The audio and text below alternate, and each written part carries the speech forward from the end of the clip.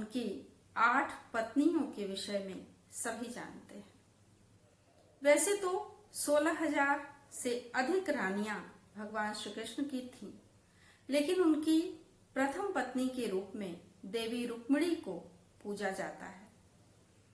देवी रुक्मिणी की पूजा वैसे तो भगवान श्री कृष्ण के साथ हर जगह नहीं होती, क्योंकि सर्वत्र राधा कृष्ण के रूप में भगवान कृष्ण को पूजा जाता है, अर्थात उनके नाम से पूर्व राधा जी का नाम लगता है।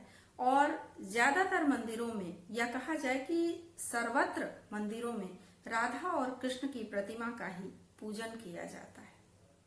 लेकिन 2 ऐसे स्थान हैं जहां पर रुक्मिणी और भगवान कृष्ण की पूजा की जाती है, जिनमें मथुरा का द्वारकाधीश और महाराष्ट्र के पंढरपुर में एक विट्ठल और रुक्मिणी मंदिर है, जहां पर भगवान कृष्ण की पूजा देवी रुक्मिणी के साथ की जाती है।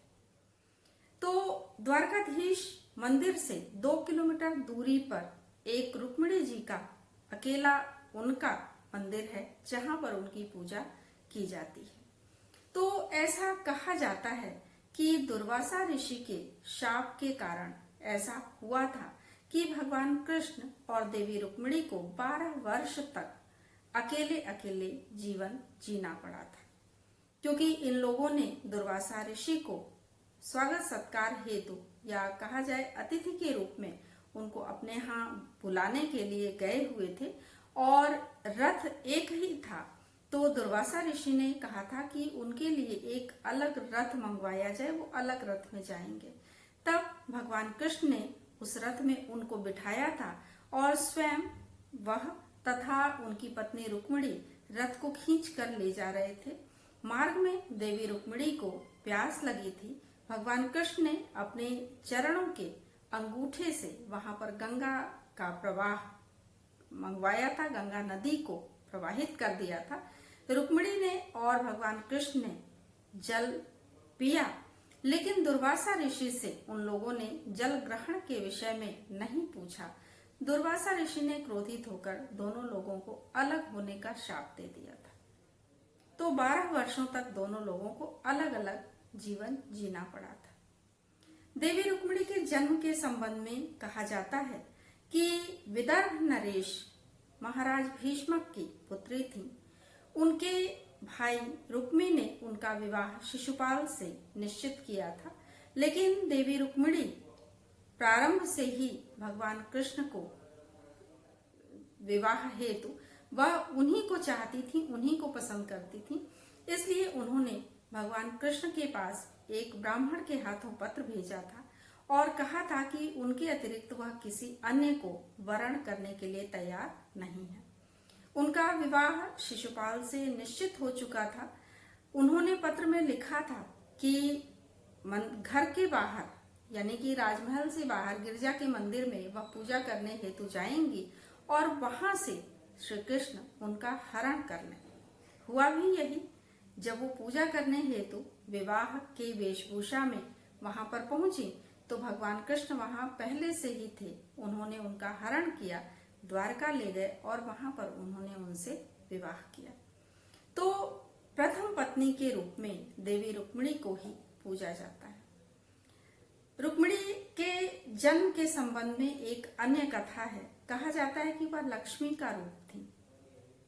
तो जिस पूतना को कंस ने भगवान कृष्ण का वध करने के लिए भेजा था, उसी पूतना को उसने देवी रुक्मिणी का वध करने के लिए भी भेजा था।